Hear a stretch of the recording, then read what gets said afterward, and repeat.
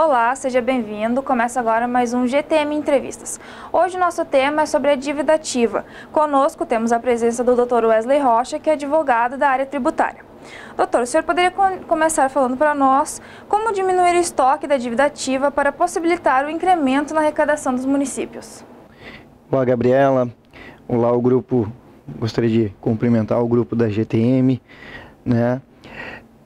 Bom, esse tema é um tema muito corrente, é um tema muito debatido, uma forma, uma alternativa, né, de diminuição, por exemplo, do estoque da dívida ativa para poder incrementar a arrecadação do ente público que está aí buscando satisfazer o seu crédito público e satisfazer, né, as necessidades estruturais, as necessidades dos programas em que o ente público necessita abordar para atuar, né, na sua esfera. E é muito corrente esse debate, essa crise que os municípios hoje, por exemplo, enfrentam perante o FPM, onde o repasse cada vez diminui, né, se buscam aí formas e alternativas para poder incrementar a receita por meio da arrecadação própria que às vezes e por muitas vezes acaba deixando muitos valores no estoque da dívida ativa, valores parados, né, valores que ficam lá sem ter essa satisfação. Algumas das possibilidades, né, sem sombra de dúvidas, são polêmicas também. Contudo, o rito adequado segue-se o rito da Lei de Execução Fiscal, o rito do processo administrativo de cobrança administrativa e judicial do crédito público. Agora, existem algumas alternativas que às vezes não são bem-vindas porque acabam dando resultados práticos, né? Resultados práticos e incrementando a própria receita. Um exemplo delas é a possibilidade de protestar o título da dívida ativa, é o chamado protesto extrajudicial, né? Esse protesto, ele não vinha sendo bem aceito há uns anos atrás no Poder Judiciário e hoje ele tem totalmente uma diferença, uma visão diferente. Ele tem, o Poder Judiciário hoje ele vê de forma diversa, até no sentido de que nós do poder público somos os maiores clientes do Poder Judiciário. Se não somos o primeiro, somos o segundo, né? Perdemos aí talvez só para as instituições financeiras. Então, esse protesto que tinha uma resistência tanto na doutrina quanto na jurisprudência, hoje guarda mais guarita aí, né, nas resistências só da doutrina, porque o Poder Judiciário quer também diminuir o estoque dos processos aí, quer diminuir as execuções fiscais. Então, houve essa interpretação, se ampliou, e para reforçar isso, nós temos agora, recentemente foi aprovada uma lei, que é a Lei 12.767, né, de 2012, ao final, foi em dezembro de 2012, se não me engano, permitindo o protesto da dívida pública, do crédito público, né, em que o município não necessita nem de lei para regulamentar isso. Não precisa, já está lá, já uma lei federal que modificou a lei dos protestos e permitindo que os entes públicos, União, Estados, municípios e o Distrito Federal pudessem realizar o protesto. Isso é uma forma de possibilitar o incremento na arrecadação, porque tu acaba deixando com que o contribuinte diminua as suas operações, seus negócios jurídicos, impede lá de ele realizar alguns empréstimos bancários, movimentações, acaba tornando ele um pouco mais restrito nas suas relações jurídicas do dia a dia, né? E essa é uma possibilidade que traz um incremento para a arrecadação, além daquela já da atual legislação, que é através da Lei de Execução Fiscal. E conjunto a isso também há outra medida também, que é um pouco mais, ela é também um pouco severa e que contribui, né? Nós tivemos um caso aí que a gente acompanhou, um caso de um município no estado de Goiás, que nesse município eles tinham 1.200.000 no estoque da dívida ativa parado. Eles surgiram com uma outra possibilidade, que é a possibilidade de inscrever o contribuinte nos cadastros de inadimplentes. É o famoso Serasa SPC, né? Esse estoque de 1.200.000 desse município baixou para 600.000. Então, são números bem significativos que dá uma alternativa e tu incrementa a sua arrecadação, porque o contribuinte acaba estando negativado no Serasa SPC, ele não pode realizar lá uma compra parcelada, porque vai estar nos cadastros da prefeitura, né, aparecendo um crédito, e normalmente no Brasil, nós temos historicamente, né, o brasileiro ele preza muito pela possibilidade de compra do crédito. Então, essa é uma outra alternativa que, no meu entendimento, eu acho que viabiliza esse incremento dessa arrecadação no momento de crise dos municípios, no momento que o FPM diminui, né? A gente tenta incrementar cada vez mais essa arrecadação, essa possibilidade de trazer mais valores aos cofres da administração da Fazenda Municipal, né? Diante disso também tem a possibilidade, e eu só queria fazer uma ressalva em duas situações. Na questão do protesto extrajudicial, não há necessidade de lei.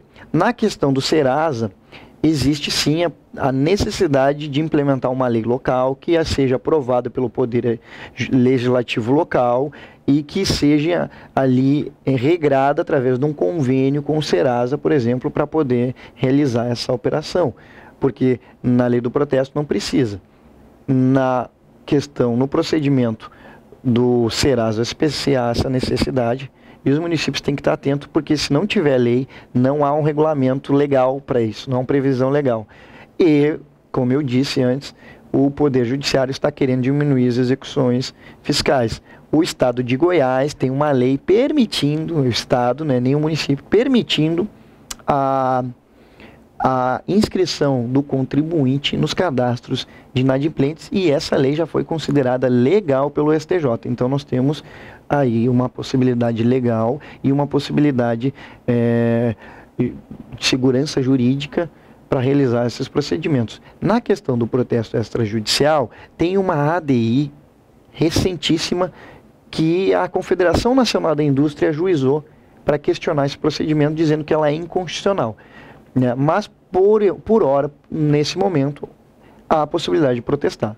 Né? Então, só atentar por essa DI, se eu não me engano é a DI 5135, né, que está no STF e que pode modificar o entendimento dessa lei. Mas fiquem atentos aí, são duas situações muito legais e bacanas que podem ser proveitosas para o município, no sentido de trazer mais arrecadação e fazer com que o contribuinte tenha mais responsabilidade fiscal na hora de recolher o seu tributo, né? Tem uma outra situação, que essa situação também é uma possibilidade e que muito a Confederação Nacional de Municípios propaga, que é a possibilidade de parcelar o crédito fiscal, né, o débito fiscal no cartão de crédito, né? Nós temos essa possibilidade aí, que seria uma ideia de fazer com que o contribuinte que deva o seu IPTU vá lá na administração, parcele, né? Ao invés de ele parcelar pelo carnê, ele parcela no cartão de crédito, né? Faz lá em 6, 8 vezes. Mas o interessante é que aqui, Gabriela, aqui a gente não vai ter o contribuinte devendo para o município. Vai ter o contribuinte devendo, por exemplo, para a administradora de cartão de crédito e débito. Então ele passaria o cartão, essa ideia é muito bacana, passaria um cartão e a administração recebe os créditos, né, naqueles dias subsequentes, e se ele atrasar alguma parcela, quem vai cobrar é a instituição financeira. Então é uma possibilidade, né? De repente teria que só verificar as questões, os problemas, procedimentos, quantas vezes poderiam ser feitos, se poderia ser incrementado aí pelas administradoras de cartão de crédito e débito algum valor específico só para pagamento de tributo, né? Então são situações que poderiam ser pensadas e muito propagada aí, como eu disse antes, pela Confederação Nacional de Municípios, e que traria, com certeza, tiraria muita burocracia, né, da administração, da Fazenda Municipal, e traria, com certeza, um acréscimo na arrecadação do município aí. senhor também poderia abordar, então, os 11 anos da Lei Complementar 116 e um panorama das alterações da legislação do ISS? Bom, a Lei Complementar 116 de 2003, ela é uma lei que inovou alguns procedimentos anteriores à lei do Decreto-Lei da 406 de 68, né, 406/68, e que trouxe dispositivos muito inteligentes. E ela tem uma sistemática muito boa, no sentido de trazer mais seguranças jurídicas, e aumentou também a lista anexa, né, com mais de 180 atividades aí que estão hoje na lista anexa, e que trouxe um aprimoramento e também trouxe até uma arrecadação muito maior.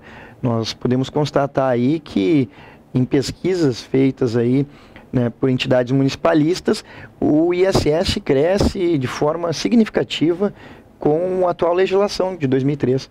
Né, foi em torno de mais de 500% referente, por exemplo, ao IPTU, né, que é um tributo em expansão. O ISS é um tributo, quanto mais serviços nós vamos tendo, mais possibilidades de tributar nós vamos ocorrendo. Agora, nesses 10 anos, Gabriel, nós tivemos algumas questões que surgiram novas, né? Nesses 10 anos, tanto na lista anexa, novos serviços foram surgindo. Os smartphones, por exemplo, softwares, né, não são tributados hoje, estão à margem da tributação, porque não está na lei geral, e o município não pode, na lei local, fazer essas alterações. Tem que ter lá na lei do ISS, o regramento, na lei complementar da 116. Portanto, há necessidade de nós alterarmos a legislação para acompanhar esses desenvolvimentos, né? E no Congresso Nacional nós temos algumas legislações que tramitam, mas que até o momento não houve nenhuma... houveram alguns avanços, algumas questões que permearam algumas discussões recentes, mas que ainda pendem de análise do Congresso para aprovação. Alguns projetos de leis que julgo ser bem importantes e necessários. Um exemplo deles é o PLP 385 de 2014, autoria do deputado Manuel Júnior, né? O PLS, que é o projeto de lei iniciado no Senado, 168 de 2014, da autora da senadora Lúcia Vânia, e o PLP 366 de 2013, né? Que era o 386 de 2012, iniciado no Senado e depois passou para a Casa da Câmara com essa numeração. Esses 3 projetos eu acho que são os mais importantes na ponto de vista de arrecadação, que era o que nós estávamos falando antes. Eles incluem novas atividades na lista anexa, mas eu entendo que tem 2 deles que são mais ainda impactantes na nossa arrecadação, que é o 385 de 2014, né, e o 186 de 2014. Esses são, julgo serem os mais importantes, né? Visam trazer uma arrecadação maior aos municípios, no sentido de proporcionar até mais segurança jurídica, né? O 168 de 2014, ele determina a alíquota de 2%, que ainda só existe no artigo 88 dos atos das disposições transitórias da Constituição, mas não está na lei, né, que coloca uma alíquota no máximo de 5%, e não tem uma mínima. E com isso nós criamos aí algumas possibilidades de paraísos fiscais, né? Apesar de ter alíquota mínima de 2% na Constituição, né, houveram algumas interpretações do Poder Judiciário, por exemplo, de leis, né, de 2 municípios do estado de São Paulo, que declarou elas constitucionais, que elas não feriam a Constituição, né, devido à sua autonomia. Então, esses paraísos devem ser combatidos, né? E mais que combater os paraísos, né, determinando uma alíquota mínima de 2%, que nesse projeto de lei que eu falei, né, e que se o gestor o fizer também, ele responde por ato de improbidade administrativa, na base de cálculo. Mais que isso, nós temos que enfrentar grandes questões de grandes contribuintes, que são as instituições financeiras e, no meu entender, a construção civil, que são grandes contribuintes hoje, que são tributados ou de forma não adequada, ou também não são tributados, né? Por exemplo, no caso do leasing, em que os municípios perderam aí recentemente, numa decisão do STJ, a possibilidade de tributar as operações que ocorrem no seu território, porque o STJ determinou que o local devido de recolhimento do ISS é onde existe a perfectibilização do contrato do leasing, né? Essa perfectibilização se dá, segundo a interpretação do STJ, onde existe a matriz, né? Existe a matriz, a sede da empresa prestadora do serviço de leasing, e não lá onde é captado ou é assinado o contrato. O contrato se dá por essa perfectibilização lá. Então a tese da territorialidade se perdeu nesse meio tempo e nós precisamos fazer uma alteração na legislação, que é criar mais uma exceção no artigo 3º, né, da Lei Complementar 116, determinando que o local de recolhimento devido é onde não é realizado essa operação, e nem na sede do prestador de serviço, mas aonde fica o domicílio do tomador do serviço, que é o usuário, que é o cliente, né, que vai comprar o bem, que vai adquirir esse bem, e porque também existe no domicílio é onde circula o bem. É onde economicamente, né, traz a riqueza, a materialidade do bem, ou circula, é o veículo, a questão é máquinas agrícolas, tratores, são bens que podem ser realizados através do meio do leasing, e o projeto de lei, o PLP 385 de 2014, enfrenta essas questões. As questões do leasing, também das administradoras de cartão de crédito e débito, que é a mesma situação, que nesse PLP se determina a possibilidade de onde é passado, né, o cartão, na verdade, onde é realizado essa prestação do serviço, e são aspectos muito polêmicos também, que estão em discussões no Congresso Nacional, mas é onde ali é prestado o serviço como um todo, e é onde economicamente o bem gera a riqueza, e não aonde a empresa prestadora do serviço possui a sua sede em paraísos fiscais. Percebem que a legislação precisa, sim, aperfeiçoar nesses pontos, né? E, para finalizar, né, sabemos também das questões polêmicas que temos aqui, né, a serem enfrentadas, como procedimentos, a forma como vai ser, mas em 2003 também nós tivemos adequações de novas atividades, e por que não trazer essas atividades para mais uma exceção, né, das regras de recolhimento. Vejam bem, esses projetos de lei não visam, né, modificar o fato gerador, é só destinar a arrecadação aonde é passado o cartão, por exemplo, onde é passado lá, onde é realizada a compra, lá no lojista, né, ou enfim, o prestador de serviço, o tomador do serviço, no caso, que é o lojista, e onde a operação de leasing, onde o tomador do serviço, no caso, que é o cliente, reside. São duas situações em que o bem circula naquela localidade, naquele território, e trará mais justiça fiscal também ao caso. E a última, e também não menos importante, pelo contrário, é a questão da construção civil. Construção civil que luta pela dedução dos materiais quando para a base de cálculo, quando o recolhimento do ISS na base de cálculo, deduzir os insumos, retirar lá do material para fins de recolhimento desse tributo, que é tirar areia, o cal, o cimento. Eles dizem, Gabriela, as construtoras, que elas são bitributadas, porque na operação anterior elas já pagaram o ICMS lá quando compraram o cal, o cimento, né? Mas operações distintas. Eu entendo que são operações distintas e que devem ser tributadas, porque lá na sua essência descaracteriza o ISS. Porque o ISS, no artigo 7º, determina que a base de cálculo é a prestação de serviço. Agradecemos então a presença do Dr. Wesley Rocha. Você pode conferir essa entrevista no nosso site, e o GTM Entrevistas fica por aqui.